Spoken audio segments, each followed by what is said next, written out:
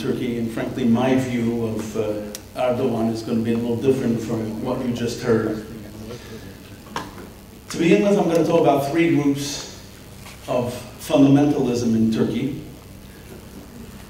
One which is allied basically with the Muslim Brotherhood in the Arab world. One which is more Salafi. I would say it's more involved, let's say, with the Saudis. The third is Gulen, the Gulen movement, Fethullah Gulen, which is interested, shall we say, in a Turkic Islam. In general, the view is that the Turks have the real Islam, and these other primitive peoples should learn from us Turks. And I'll give you some examples of this. And then in the end, I want to talk about an odd thing. I'm going to call it Turkish Islam, because that may be the only hope for the Islamic world in the future, at least for the Sunni world, not for the Shia. Now, when Erdogan first came to power, after the Iraq War in 2003, I ended up in Istanbul. There was a little conference on how do we repair Turkish American relations. And frankly, the story that I have, because I was involved with this, on why the Turkish parliament did not allow the American forces to come to use Turkey, and probably would have saved American lives, and the war would have been over more quickly had we been able to. It's slightly different. It wouldn't surprise me, shall we say, in the slightest, if it was engineered that way by the ruler of Turkey at the time, the Prime Minister Erdogan. Not 100% sure, but it sure seemed that way in Ankara at the time. Anyway, 2003, after the war, there's a little conference, as I mentioned, on how to improve American-Turkish relations. And shall we say, fundamentalism in Turkey and government was sort of new. Let's call it soft fundamentalism. The fundamentalism of Prime Minister Erdogan and President Gül. It wasn't really clear what was happening. Now, Prime Minister Erdogan had an associate at the time, Cüneyt Zabsul. And he, at this little conference we had, invited us over to his house. And the present economics minister of Turkey was there. And he basically was trying to say, there's no Wahhabism, there's no fundamentalism, basically, in Turkey, and Erdogan is not this. It was interesting that all of a sudden, that in Turkey, which wasn't so wealthy at the time, you had Sunni mosques being built absolutely everywhere, beautiful ones, especially in Alevi towns and villages. Alevis don't need mosques. They have cemeviler. These are gathering places. This was nothing more than Sunni imperialism. It appeared to be funded by the Wahhabis. He said, Zabsul, there was no Wahhabi money in Turkey. But then we got into another discussion, and he said, I asked him, I said, tell me, is Turkey an important country in the Muslim world? He said, of course. I said, isn't it interesting that Wahhabi money is everywhere in the Muslim world, except Turkey? It's absurd. Frankly, it was all over. Now let's divide into three groups that I mentioned earlier in the beginning. The Muslim Brotherhood, I think you can all hear what Prime Minister Erdogan and Davutoglu, the foreign minister, they're extremely upset that the military in Egypt has overthrown the Muslim Brotherhood. What's the Brotherhood? It's also supported by the Qataris. Now, the Qataris are actually Wahhabis, but more importantly, they hate the Saudis. They created Al Jazeera, and this is viciously anti-Saudi by and large. If you look at the Arabic version, the English version is probably one of the best TV stations around for news. And it's, let's call it soft porn, because we in the West look at Al Jazeera in English and think, oh, it's nothing more than a translation in Arabic, completely different world stations. But anyway, Qaradawi, the chief fundamentalist for Al Jazeera, is basically the Brotherhood. And Qatar has been supporting the Muslim Brotherhood in Egypt, and Qatar is very close with Erdogan, and this is one of the fundamentalist forces in Turkey. What is the Brotherhood all about?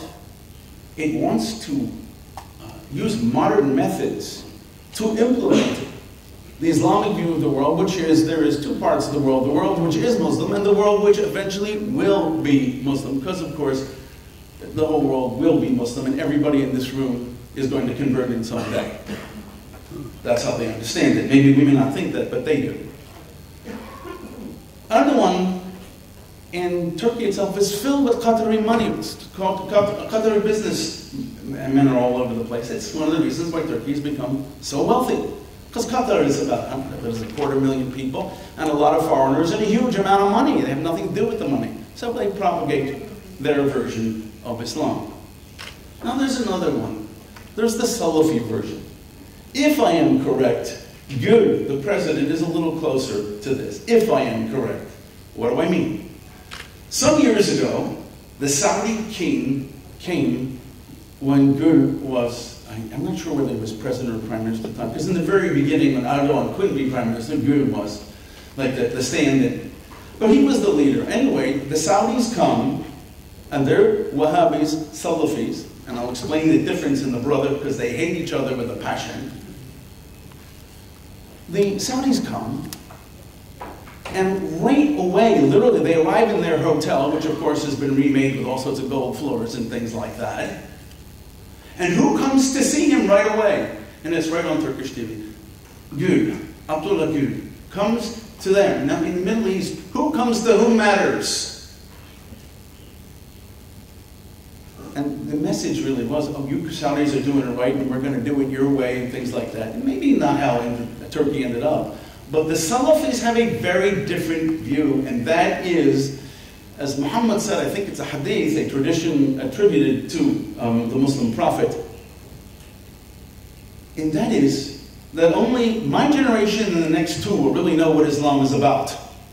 The rest will be innovations and things. So we need to go back to the 7th century version of Islam, which of course is the correct one. That is the Salafi view. That in essence is what the Wahhabis are doing. And that, it seems, is what some of Gül's friends are. If you notice that Gül and Erdogan sometimes say very different things about the political situations at hand. Let me go on to the third group, Gulen. Remarkably interesting group of people. On the day of the flotilla, Mr. Gulen, who is living about 200 kilometers north of Philadelphia in the United States, publishes an article in the Wall Street Journal, pro-Israeli. Oh, if you know nothing about him, you therefore think he's pro-Israeli. What he is anti-Erdogan. He was opposed to the flotilla, and he comes up with all sorts of very interesting logic. Well, Gulen has schools all over the Turkic world. And what is interesting how they're doing, they don't publicize this, but you know a whole series of people who've been educated in Gulen schools in Central Asia. And they're trying very hard to influence the Chinese, Turkic, Uyghur population as well. And they have schools also in the United States. And in the Gulen schools, let me just give you an idea what happens. They try to get people into their view of the world. And what is their view of the world? Turkic Islam is the right Islam. All these other primitive peoples, like the Arabs, they don't know what they're doing. We know, follow us. And we think, well, oh, what is this? There's a problem here, a rift here? Well, to quote a friend of mine who grew up in Erdogan's, in Gulen schools, and this was in a Central Asian republic, and simply to protect them, I'm not going to say which republic, he said we would have these sort of seances, where you would have 7 people sitting around a table, and there would be an 8th place with a cup of tea. We all had tea. Why an 8th place which was empty? Just in case the Prophet Muhammad would choose to join us. What did they do with these seances and what did they teach? Viciously anti-American stuff, viciously anti-Israel, viciously anti-Christian, viciously anti-Semitic things. I think I've covered the basis pretty much there. And of course, anti-Shia. These guys are very active in Turkey too. So we have three forces. Whatever the case is, what do I have, like 5 minutes or something? Yeah, thank you. Whatever the case is with these three forces, and Yaakov, if you're going to be a guinea pig, I'm rather sorry. You'll see.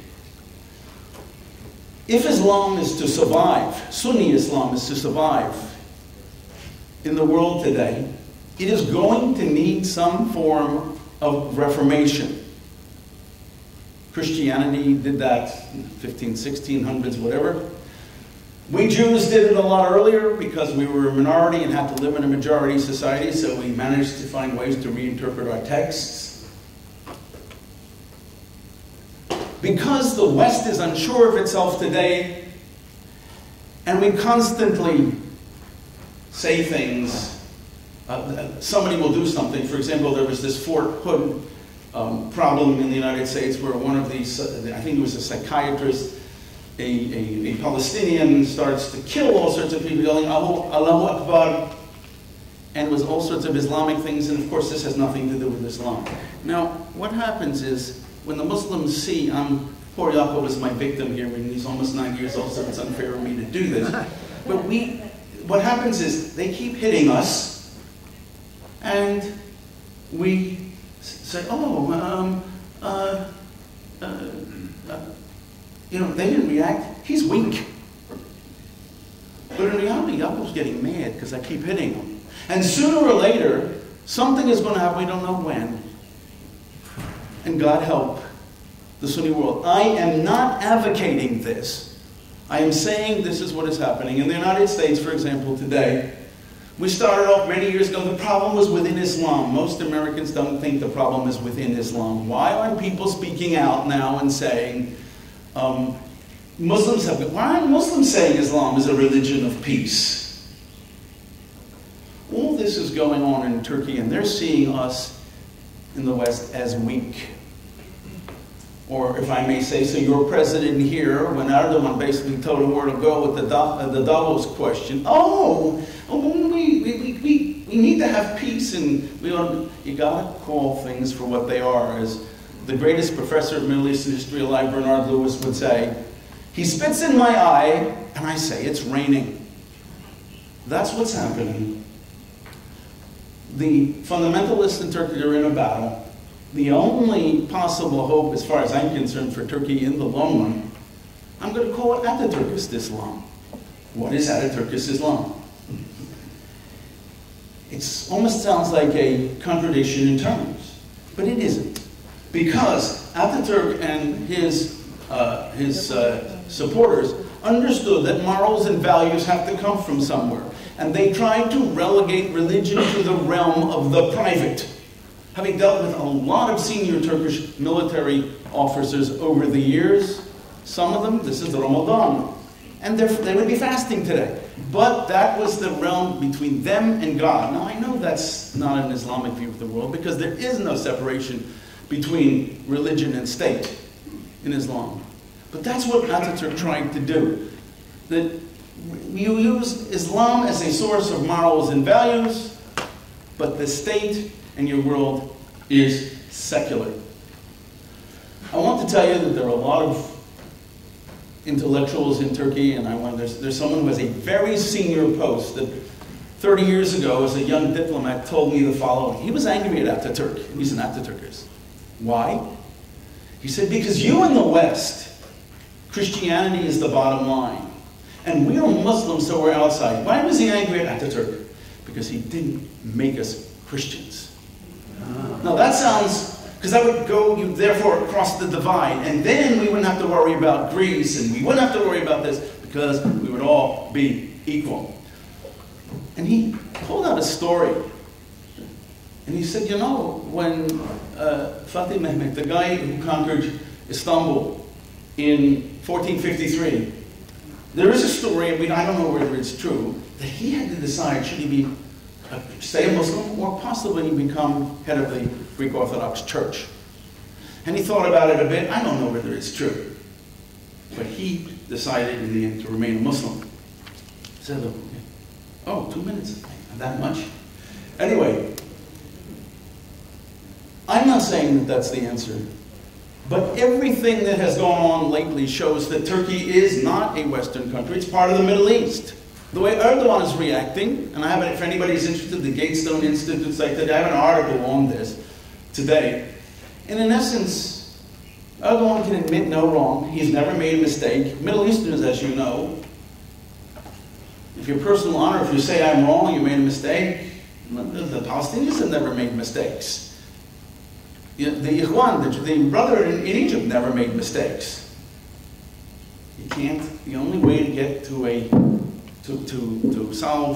get to something better is say, you know, I made mistakes and go wrong. This is part of, I think, Islamic culture. It's certainly part of a deep part of Turkish culture, because in the end, there is no way out of Islam. Once you become a Muslim, you're a Muslim forever. There is only one narrative. It is the Muslim narrative. It is the right narrative. And the whole world will be Muslim. And Erdogan knows it. He's actually offered some leaders at times, you know, just solve your problem, become a Muslim. Khomeini did the same thing, if you remember. He offered Gorbachev the opportunity, just become a Muslim, everything will be fine. Turkey's in a mess. God willing, it will get unmessed. And to me, I think the only way it can really survive is to go back to some form of Ataturkism, and it may not happen. I'm a historian, not a prophet.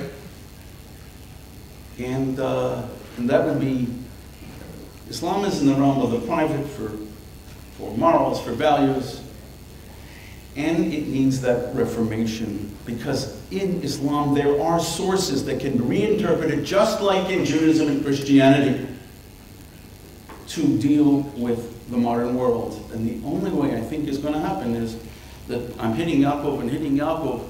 Yaakov gets mad, and boom! He may be a little older than I, but in the end, if I get him mad, he's going to be more dangerous than I am.